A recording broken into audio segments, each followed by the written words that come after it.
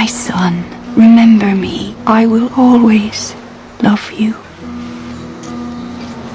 To save his sister, Ben arrived at Matcha's house. Matcha didn't act very evil, but instead asked him if he was cold or tired. This contrast left Ben confused for a moment. He wanted Matcha to release his sister, but she said Snow was safe now. Then Ben came before Snow with the owl's help. Only then did Ben discover half of her body had also turned to stone. Matcha told him those emotions would cause unbearable pain. What she was doing was actually helping everyone. If Ben was willing, she could also help him forget the agony of losing his mother. Under her sweet words, Ben slowly lost himself. Just as his emotions were about to be absorbed, Gulu's cry came from upstairs. Ben snapped awake. Seeing he wouldn't cooperate, Matcha started getting irritable. But then she controlled herself again, as she flew toward where the bottles were stored. Ben also seized the chance to run upstairs. Matcha used a bottle to absorb her own anger. After calming down, she continued chasing Ben. Luckily Ben made it to the attic in time, and with Gulu's help shut and locked the door. By now half of Snow's body had turned to stone, and she was extremely weak. Matcha kept trying to persuade Ben from below. When that didn't work, she became furious again. The owls outside kept pecking at the glass. Ben wanted to smash the glass bottles to restore her emotions, but these bottles had been enchanted with magic, and couldn't be broken by brute force. He remembered Snow had shattered a bottle before using the sound of a shell, but no matter how Ben blew he couldn't make a sound.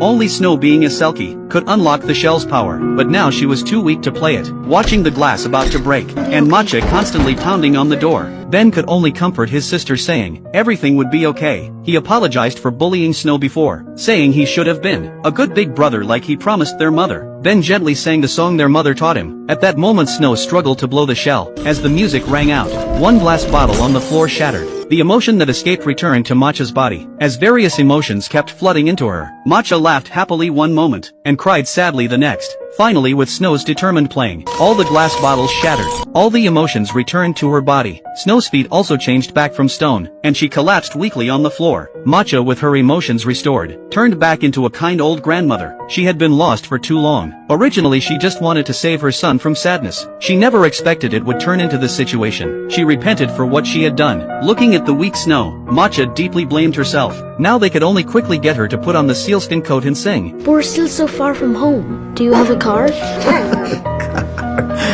I have something better. She summoned the two dog spirits that once accompanied her son. With their blessing, Gula flew up. They rushed all the way home. They crossed mountains and seas, and finally arrived home. After placing the weak Snow in Gulu's arms, Ben rushed to find his father for the coat. When he learned Snow was in trouble, he ran upstairs immediately. He didn't listen to Ben, saying Snow needed the coat, but insisted on taking her to town to see a doctor. Ben kept questioning his father about where the coat was. His father, unable to bear it anymore, told him he had already thrown the garment into the sea. Now